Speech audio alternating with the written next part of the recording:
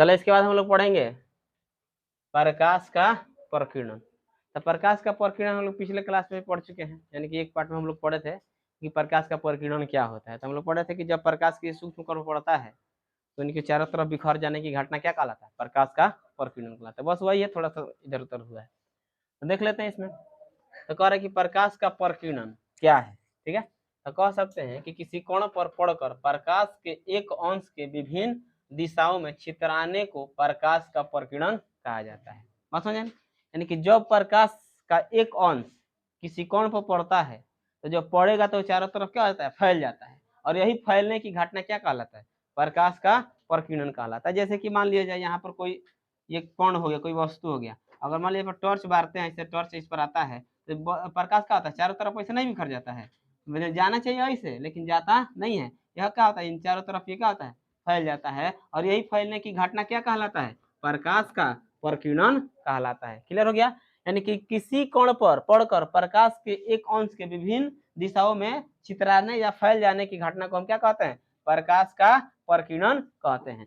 इसी में हमको पढ़ना है, जैसे मिल जाएगा हमको कोलाइड क्या है, क्या मिलेगा क्वेश्चन में कि कोलाइड क्या है, तो हम कह सकते हैं कि किसी माध्यम में छोटे छोटे कणों के निलंबन को कोलाइड कहा जाता है। जैसे दूध हो गया, धुआं हो गया, कुहासा हो गया इत्यादि। बस हो ना, यानी कह रहा है किसी माध्यम में कणों के यानी छोटे छोटे जो कण होते हैं उसको मिला दिया जाता है, निलंबित कर दिया जाता है, यही निलंबन होना क्या कहलाता है, कोलाइड कहलाता है। जैसे दूध, धुआं, कुहासा, ये क्या है, इसका उदाहरण है। किसका उदाहरण है, कोलाइड का उदाहरण है। बात समझा ना, पूछ भी देता है कि निम्नलिखित में से कौन कोलाइड का उदाहरण है, तो ये थोड़ा सा याद रहेगा तो हम आसानी से बता सकते हैं। अब चलते हैं टिंडल प्रभाव।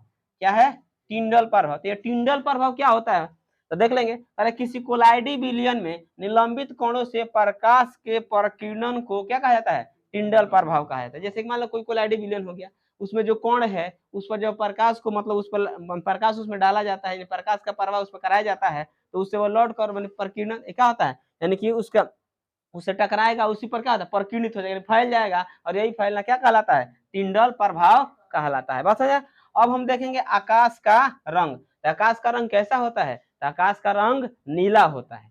बस है। तो क्वेश्चन हमसे ये भी पूछा जा सकता है कि आकाश नीला क्यों दिखाई पड़ता है, आकाश नीला क्यों दिखाई पड़ता है। तो हम जानते हैं या नहीं जानते हैं, तो ये जानेंगे कि जब सूर्य का प्रकाश वायुमंडल से होकर गुजरता है तो उसे विभिन्न धूल कण, पानी की बूंदे, गैसों के अणु, उनसे होकर उसको क्या होता है, गुजरना पड़ता है। और उसमें जो सबसे सूक्ष्म कण होते हैं वो क्या होते हैं, गैस के अणु होते हैं, और जो गैस के अणु होते हैं वह उसमें से क्या करते हैं, नीले रंग को प्रकीर्णित कर देते हैं। यानी कि सबसे अधिक रंग कौन प्रकीर्णित होता है, नीला रंग प्रकीर्णित हो जाता है, और यही जो प्रकीर्णित रंग है वही हमारी आंखों तक पहुंचता है, और हम इसीलिए देखते हैं तो हमें आकाश कैसा दिखाई पड़ता है, नीला दिखाई पड़ता है।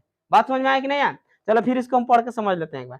कह रहा है कि सूर्य का प्रकाश जब वायुमंडल से होकर गुजरता है तो उसका वायुमंडल के गैसों के अणुओं, पानी की बूंदे, धूल कण आदि से प्रकीर्णित होता है, यानी इन सभी से वो क्या होगा, गुजरेगा, यानी प्रकीर्णित होगा। कह रहा है इनमें सबसे सूक्ष्म कण गैस के अणु होते हैं, यानी कि इसमें जितना ही यहाँ पर दिखाई दे रहा है कौन कौन, गैस के अणु है, पानी की बूंदे हैं, धूल कण है।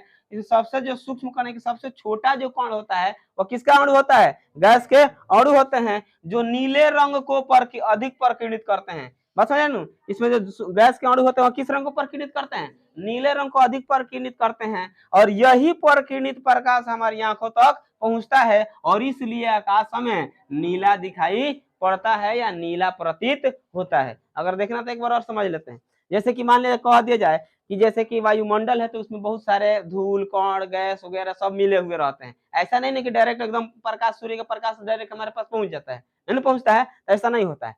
तो यानी कही कह रहा है कि जब सूर्य का प्रकाश वायुमंडल से होकर गुजरता है तो उसे विभिन्न कणों से होकर गुजरना पड़ता है। जैसे हो गया गैसों के अणु हो गया, धूल कण हो गया, पानी की बूंदे हो गया, उन सभी को यह प्रकीर्णित करते हुए मतलब क्या होता है, गुजरता है। और उसमें जो सबसे सूक्ष्म कण होते हैं वो कौन होते हैं, गैस के अणु होते हैं, और गैस के अणु क्या करते हैं, नीले रंग को बहुत अधिक प्रकीर्णित कर देते हैं, और यही प्रकीर्णित प्रकाश हमारी आंखों तक पहुंचता है, जिसके कारण हमें आकाश कैसा दिखाई पड़ता है, नीला दिखाई पड़ता है। बात समझ आ गया। अब हम आगे चलते हैं। एक क्वेश्चन हमसे और भी पूछा जा सकता है, जैसे कि मान लो कह दिया जाए कि अंतरिक्ष यात्री को आकाश कैसा दिखाई पड़ता है, अंतरिक्ष यात्री को आकाश हमेशा कैसा दिखाई पड़ता है? काला दिखाई पड़ता है। हम लोग यहाँ से देखते हैं तो नीला दिखाई देता है, लेकिन अंतरिक्ष से देखा जाए तो आकाश कैसा दिखाई पड़ेगा? काला दिखाई पड़ेगा। तो इसके पीछे भी कारण है। क्या कारण है कि आकाश अंतरिक्ष यात्री को काला दिखाई पड़ता है? तो सबसे पहले हम जानेंगे, कह दिया कि किसी अंतरिक्ष यात्री को आकाश नीला के अपेक्षा काला प्रतीत होता है, क्योंकि वहां पर वायुमंडल नहीं होता है, और जहां पर वायुमंडल नहीं होगा वहां पर प्रकीर्णन नहीं होगा, और जब प्रकीर्णन नहीं होगा तो हमें क्या दिखाई देगा? काला दिखाई देगा। इसीलिए अंतरिक्ष यात्री को क्या होता है? काला, आकाश कैसा दिखाई पड़ता है? काला दिखाई पड़ता है। चलो अब इसको पढ़ लेते हैं। अब कह रहा है कि चंद्रमा पर वायुमंडल नहीं है। बात समझ आया? यानी कि वहां पर वायुमंडल नहीं है, जिसके कारण वहां प्रकीर्णन नहीं होगा। ठीक है, तो कह रहे कि चंद्रमा पर वायुमंडल नहीं है, इसलिए चंद्रमा पर खड़े अंतरिक्ष यात्री को आकाश काला प्रतीत होता है, क्योंकि वायुमंडल नहीं होने के कारण प्रकीर्णन नहीं हो पाता है। बात वही है, यानी कह रहा है कि अंतरिक्ष यात्री को आकाश काला क्यों प्रतीत होता है? तो इसका कारण यह है, हम कह सकते हैं कि अंतरिक्ष यात्री को आकाश काला प्रतीत होने का कारण यह है कि वहां पर, कहां पे? अंतरिक्ष में वायुमंडल नहीं होता है, और वायुमंडल नहीं होने के कारण वहां पर प्रकीर्णन नहीं हो पाता है, इसलिए अंतरिक्ष यात्री को आकाश कैसा दिखाई पड़ता है? काला दिखाई पड़ता है। क्लियर हो गया? तो चले आज के लिए इतना रहने देते हैं।